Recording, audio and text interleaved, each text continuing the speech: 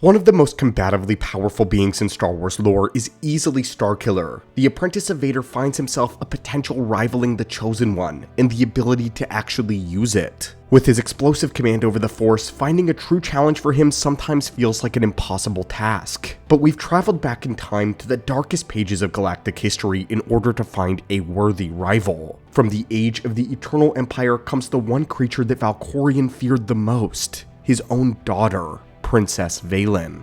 Similarly to Starkiller, Vaylin finds herself as less of a person and more of a force of nature, one that was restricted for a great period of time before being unleashed like Armageddon. In today's holocron, we bring you a matchup between two primal force wielders who will harness every ounce of their cataclysmic power. It's Galen Marek versus Empress Vaylin, winner takes all, some of the highest potential in Star Wars. If you enjoy this versus series and you have an idea of two fighters that you would like to see go head to head in the future, comment them down below and force crush that subscribe button so that you can know exactly when we post. Now, let's begin. To begin, Starkiller is a character who is sort of split into two halves, his original iteration and then his clone.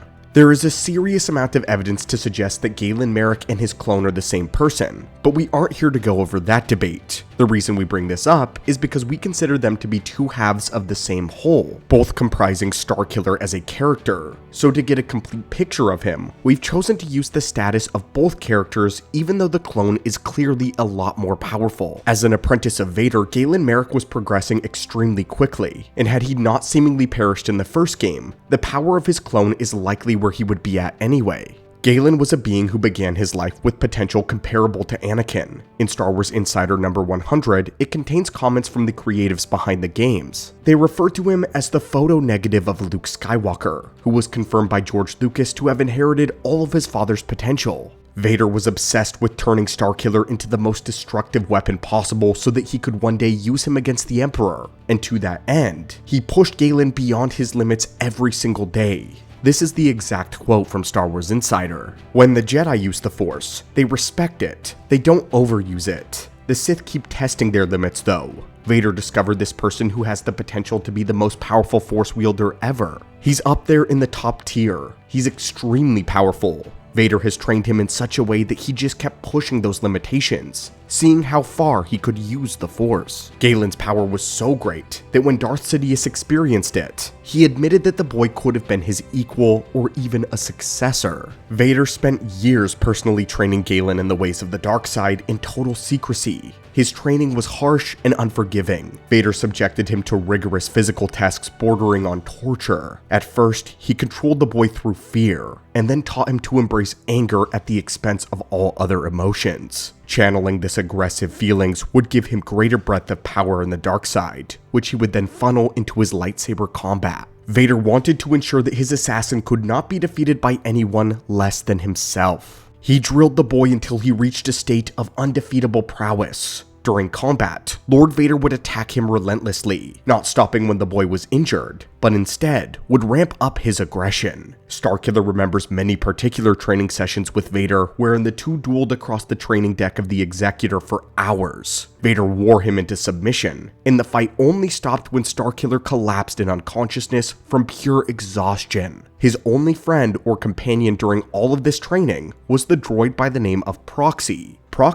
who could simulate the appearance, powers, and dueling styles of any opponent that Vader programmed into him. This included Vader's knowledge of Obi-Wan Kenobi at the peak of his power. Galen dueled against it constantly until he became more powerful than any Jedi, including the Old Republic. Marek later discovered that Proxy was programmed to kill him, and every one of their training sessions was a fight for his life against some of the greatest duelists of the Clone Wars. Although Starkiller was not exactly a finesse expert, Vader did ensure that he knew how to win fights. And so rather than focus on classical sequences, Galen Marek essentially became the lightsaber duelist equivalent of a street brawler, one that could ignore pain and march through a fight like a machine. Starkiller's approach was to maul the enemy like an animal, to do whatever it took to survive and to win. This was supplemented by using the traditional variant of Form 5 Xian, a form that was well adapted for deflecting blaster fire back at the shooter.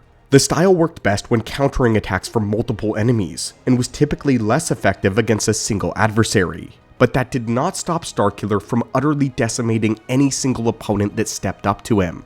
The specific sub-style that Starkiller adopted was known as Sith Shien. Unfortunately, it's never been explained how this differs from Jedi Shien, but if we had to guess, it was a style of the form that focused much more on aggression. Traditionally, Shien was a form developed by Surisu practitioners that desired more offensive options, so although it was a high-energy attack form, it still leaned more on the defensive aspects with the priority on counters. But Starkiller's penchant for relentless offense with a devastating counter style suggests that Sith Shien inverts the offense-defense balance. He also preferred the reverse grip on his saber, which is an interesting parallel between himself and Anakin's other apprentice Ahsoka. This unorthodox grip allowed the user to perform longer sweeping strikes to better take down multiple enemies. With this training, Starkiller has been able to completely outduel experienced Jedi Masters, and even the Emperor's Shadow Guard. This subsect of the Royal Guard was a rarely seen and extremely dangerous group of warriors. The guards were already on dueling and reactionary skill level of Jedi Knights, but when one of them was found to possess Force sensitivity, they would be transferred to the Shadow Guard. They wore black versions of the guard armor, and instead of vibroblades or stun pikes, they were equipped with lightsaber pikes. They were some of the deadliest warriors in the Empire at the time, and were only reserved for the most dramatic situations and missions. Galen Marek dealt with the Shadow Guard on multiple occasions, and was able to triumph each and every time.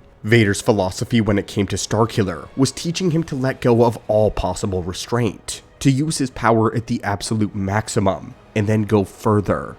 The bombastic power we see displayed by Galen Marek is what Anakin would have been like on the regular had he not been suppressed his entire life by the Jedi. And perhaps there is something to be said about Vader living vicariously through Starkiller in this respect. He noticed how similar their potentials were, and didn't want to see Galen wasted.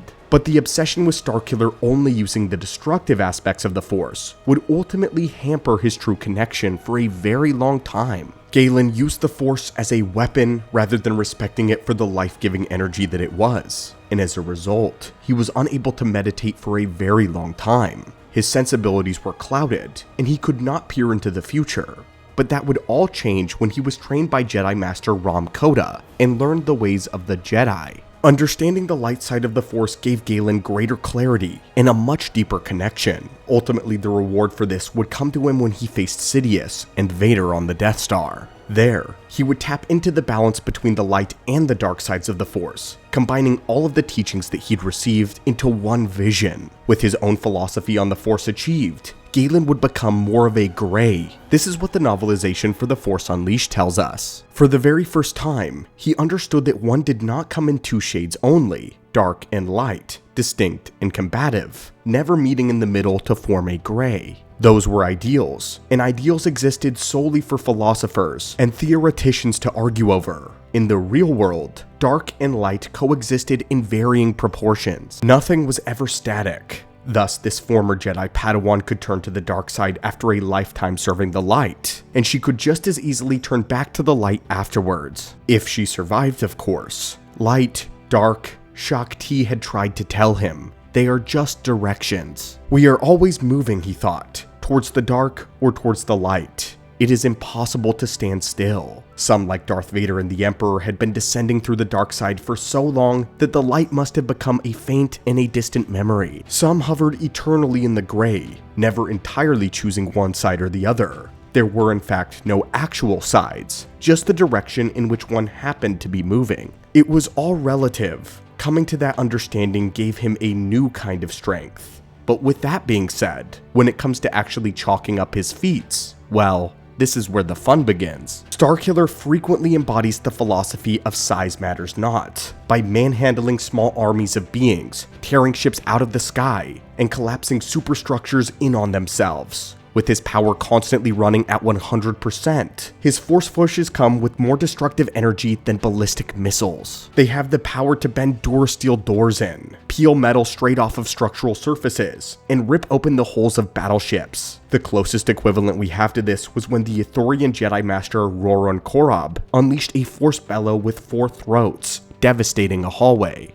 But that was his strongest attack. and Starkiller can do the same with just a basic force push. He's been able to pull TIE fighters out of the air mid-flight and either hold them in place, redirect their trajectory, or pull them apart and use their pieces as projectiles. He has single-handedly taken down mutated Rancors, AT-ST, and AT-AT walkers. No weapon thrown against Starkiller prospered until he encountered Palpatine himself, who had to use his full power output in order to kill Starkiller. Both Galen and his clone showed monstrous demonstrations of telekinesis as well. One of Starkiller's greatest feats is when he pushed himself to his absolute limit and pulled a falling Imperial Star Destroyer straight from the sky. His clone would surpass this feat, releasing a force explosion that obliterated a multi-city block area on Cato Nemoidia. In one event, when his ship was plummeting to the surface of a world, Starkiller would clear its path of descent by throwing around a ship-size asteroid, slinging away full-size corvettes, each the same model as the Tantive 4. By the end of it, he also managed to move aside half an Imperial Star Destroyer just with telekinesis, and we can never forget his ever-impressive force repulse ability, being able to totally atomize the bodies of any being caught in the blast radius. Starkiller would use this to obliterate an entire room full of his own clones. Each one was implied to have the same level of the original Galen Marek. They were regularly shown telekinetically dominating and ragdolling powerful force sensitives. This included Rom Koda, the talented Jedi Master Kazdan Paratus, and Council member Shaak Ti, and even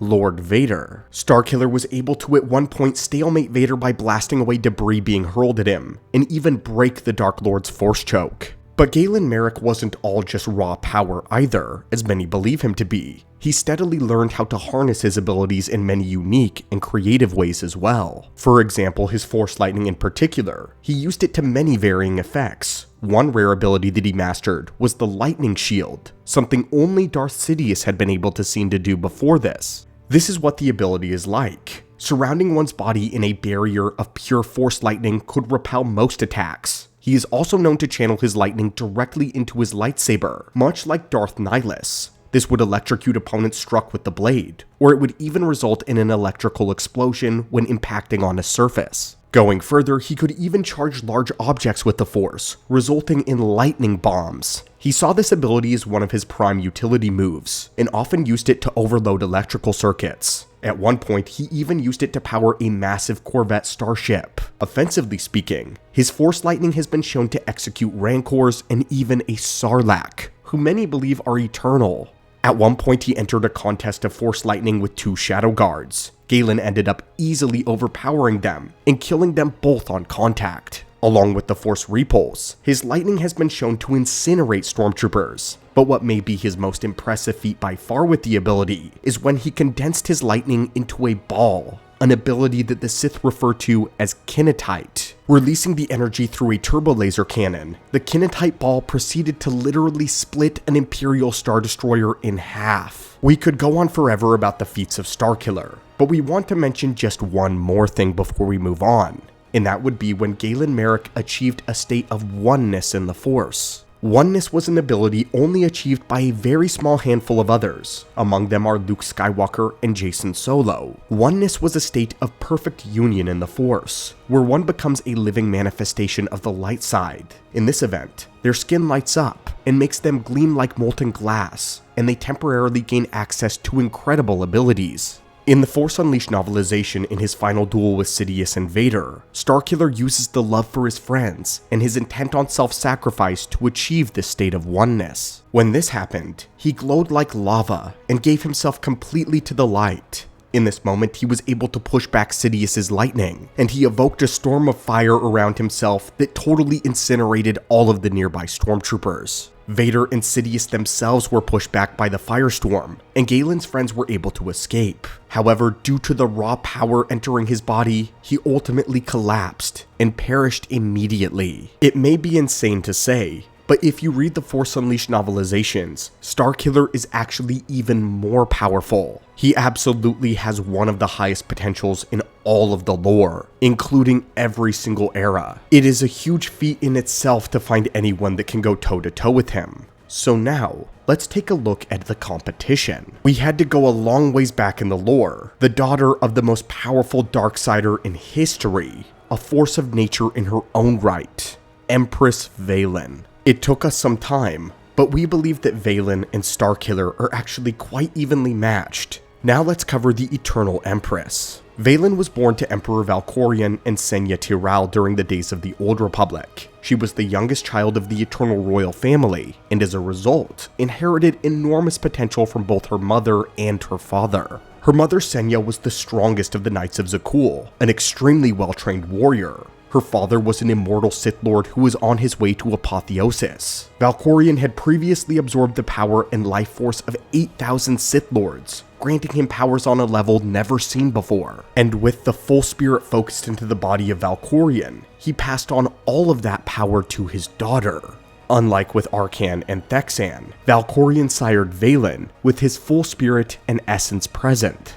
While Arcan and Thexan have extremely high potentials, it was Vaylin that inherited the full potential of her father, making her his greatest weapon, and ironically, his greatest competition and fear. Senya recalls that Vaylin made furniture move while she was still in the womb, and as a little girl, telekinesis came so naturally to her that she often liked to use it instead of her hands, even when completing mundane tasks. However, her mother was stressed by how her twin sons had turned out. She had found that her entire family worshipped power and wanted Vaylin to be different, and so she attempted to teach her daughter to not rely on power for everything, to use her hands instead, to show her the simple joys of life. But it quickly became apparent that this little girl was a massive hub of unrestrained power. Her father, when he was young, managed to torture and kill others with his same unrestrained power, and Vaylin exhibits that same promise. At one point, while she was playing, a guard had dropped a ball that she had thrown to him. In frustration, she crushed him within his armor.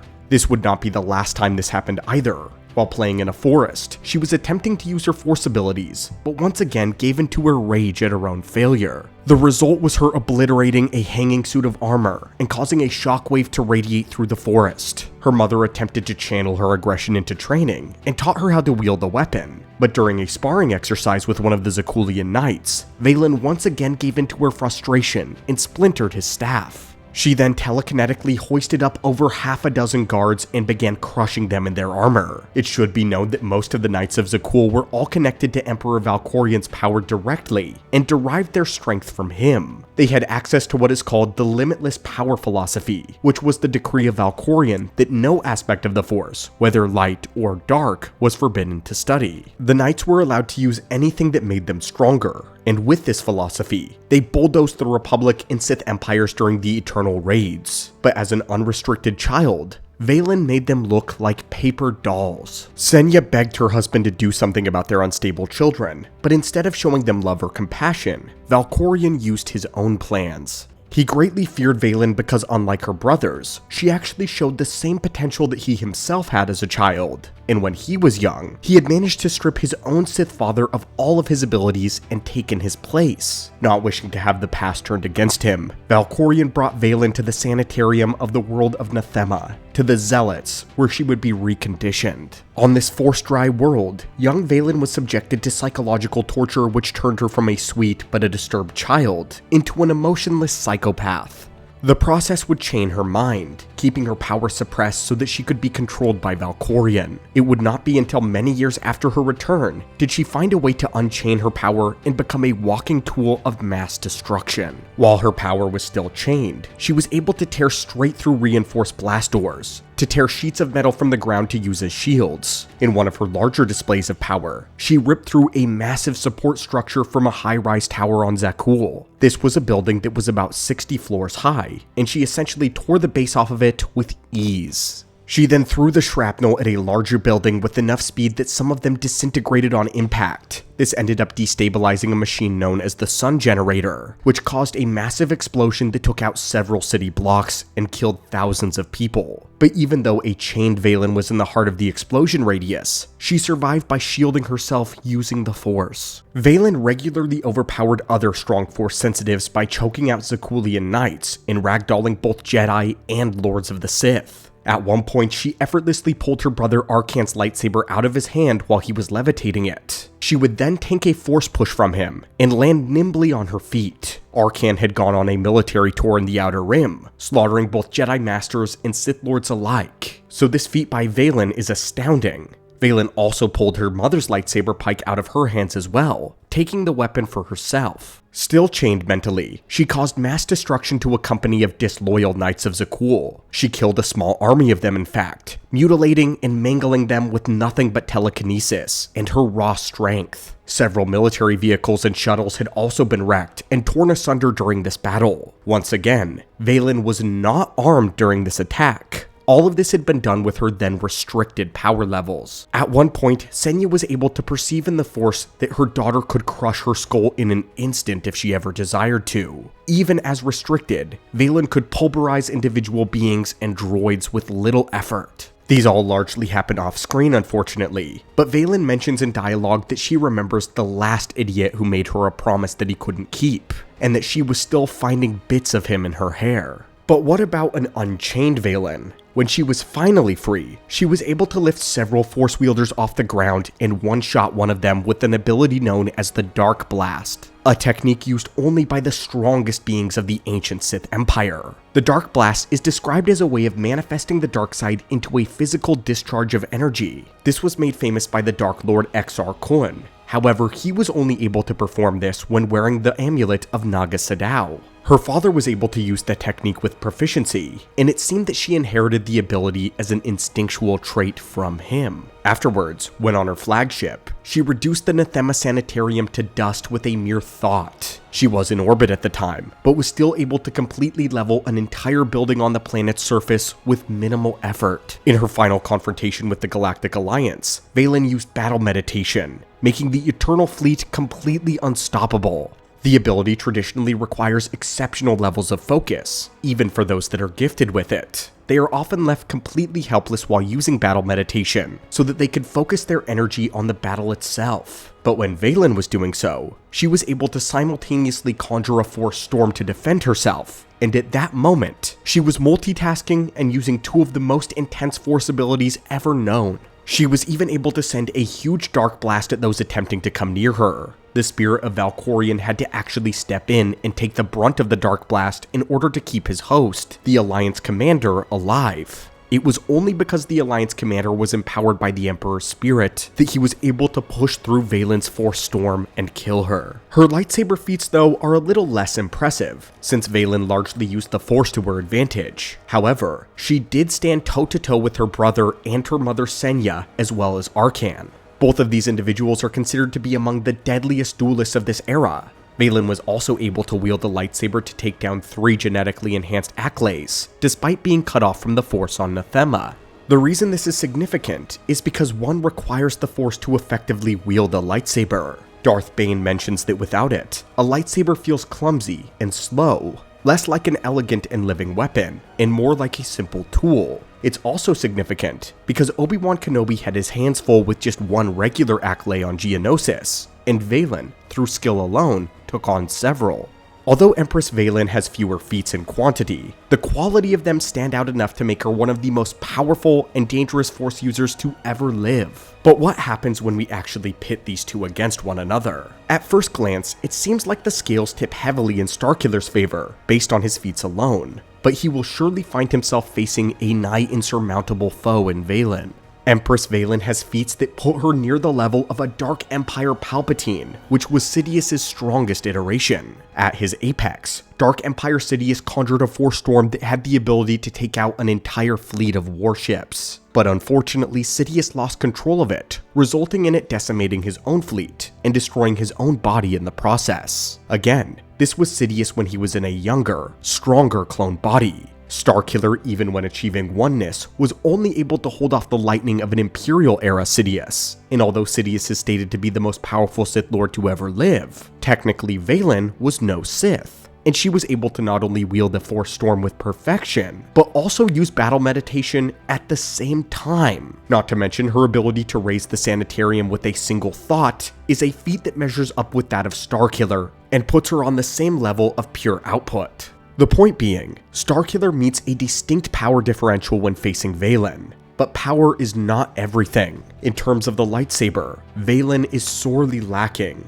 She is fought against, but not won against her brother and her mother. It's actually apparent that what helped her in those confrontations was her immense strength in the Force, which she overwhelmingly relies on. It was usually a force ability or a technique, some external influence that ends those fights. And so with that said, Vaylin actually doesn't have any dueling wins under her record. Starkiller, on the other hand, utterly dominates with the blade. He dwarfs even the greatest duelists of the Clone Wars era, and has defeated Darth Vader in combat. Vader, who is among the greatest duelists in galactic history, Starkiller easily takes her in the realm of the blade. But as good as Starkiller is, it is very unlikely that an unchained Vaylin will bother with the lightsaber at all. What will decide this battle is their individual mindset and their experience. Unfortunately, Vaylin was never taught to respect the Force, only to hide her power. From the moment she was a very little girl, her mother discouraged her from using it at all, and then she was brutally tortured in a place of suppression. As soon as she was unchained, she went on a rampage with a wide-sweeping devastation. But the devastation was uncontrolled and unrefined. She may have been able to use extremely complex abilities on instinct, but she could not direct them and wield them properly. The Dark Blast was not a tight and a direct beam like her father's, in XR Kun's. Instead, it was portrayed as a massive wave of energy. Her Force Storm had tremendous pressure,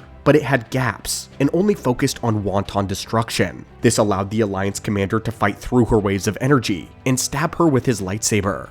All in all, Vaylin was mentally unstable, prone to fits of rage which often blinded her to her enemy's plans. She was even lured into a trap by the Alliance when they played on her anger. When looking at Vaylin, it is clear that she is all destruction and power, but little discipline. By sharp contrast, Starkiller was taught to scorn all forms of suppression, to unleash his power at its fullest from day one. He grew to have a much more natural and a healthy connection to his power, especially after he received training from a Jedi. He can indeed inflict widespread destruction, but it always has a purpose and an intended target. Starkiller is also more confident in his abilities. Another great aspect of Starkiller is that he doesn't often give in to his arrogance as most Darksiders do. Vader made sure to beat his arrogance out of him, teaching him to never overestimate his own power. To Vader, if Starkiller ever thinks he is ready to face Sidious, then he most surely will die and die quickly. He must always be in the mindset of training and growing more powerful. When Starkiller meets resistance, he doesn't throw a temper tantrum. He instead pushes his own boundaries.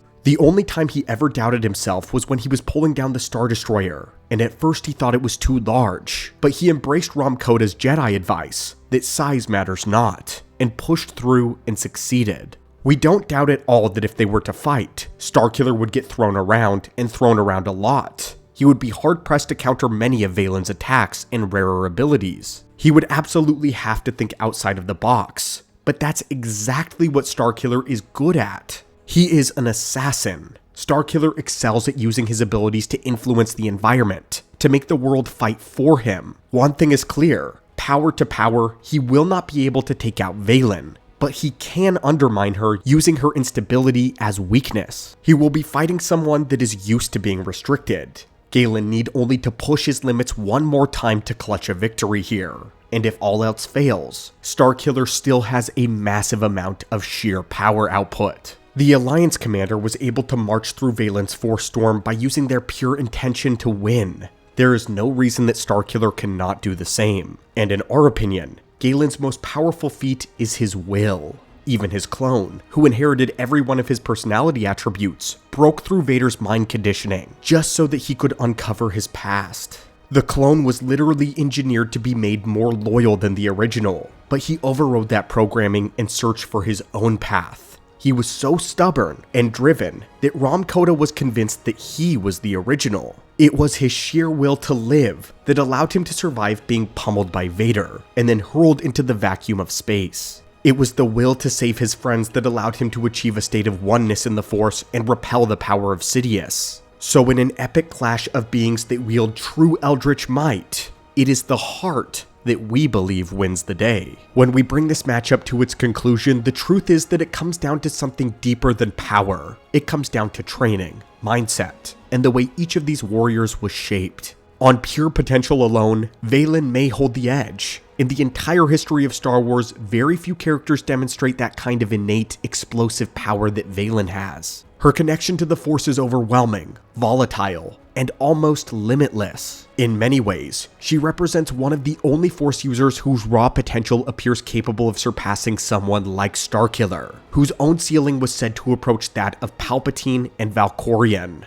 But potential is not the same thing as victory. The difference lies in how that power is used. Starkiller was not raised in comfort, nor was his power feared or suppressed. From childhood, he was trained for one purpose and one purpose alone: to become a weapon. Darth Vader pushed him relentlessly, forcing him to confront impossible odds, brutal enemies, and missions designed to break all others. Every failure was pain. Every victory demanded that he become stronger. Over time, this forged Starkiller into something truly and terrifyingly efficient. He is not arrogant. He is not reckless with his power. Starkiller is just that, a killer. He understands combat in a way that very few Force wielders ever do. His entire life has been defined by fighting opponents stronger than himself, finding ways to overcome them. Whether he's facing Jedi Masters, armies, or Darth Vader himself, Starkiller repeatedly survives battles that should be unwinnable. This experience gives him a massive advantage when placed against someone like Vaylin, because while Vaylin possesses overwhelming destructive capability, Starkiller has repeatedly demonstrated the ability to navigate around that kind of raw power. He's tactically sharper, he's more experienced with the lightsaber, and perhaps most important of all, he is mentally stronger. Vaylin's life is trauma, manipulation, and restraint. Her power feared even by her father, the Sith Emperor Valkorion, and as a result, she was never allowed to master it in the same way that Starkiller was forced to master his own abilities. Much of her fighting style relies on explosive bursts of force power rather than calculated, disciplined brutality. And the truth is, the gap between their power is not so vast that it overrides everything else. Yes, Vaylin may possess greater raw potential. The blood of Valkorion runs through her veins, linking her directly to one of the most terrifying entities in galactic history. But Starkiller simply brings too many advantages to the fight. His combat experience, his discipline, his tactical intelligence, and most of all, the sheer fortitude of his mind. When everything is weighed together, Starkiller is our victor. But the conclusion raises a fascinating possibility. If Vaylin had been trained the same way that Starkiller was, if her power had not been feared or restrained, if she had been molded into a true weapon, this battle could go very different. In that scenario, Vaylin would not simply be one of the most powerful Force wielders in history. She might just be the most powerful Force wielder the galaxy has ever seen. It is not every day that we're able to find two titanic wielders of the Force. Sometimes we wonder if Starkiller can ever be matched, but we were pretty surprised to find that he was the David in this Goliath matchup. Vaylin is a true terror to behold, but she lacks conviction and focus. She was only ever taught how to hide her power, not to use it at maximum efficiency. But what do you think? Did we overlook something? Or are you pleased with the outcome? Also, what other characters would you like to see enter the Versus arena next in Star Wars? And what characters do you believe could match up to Starkiller? As always, lore junkies, thank you so much for joining me in the archives here today, and may the Force be with you.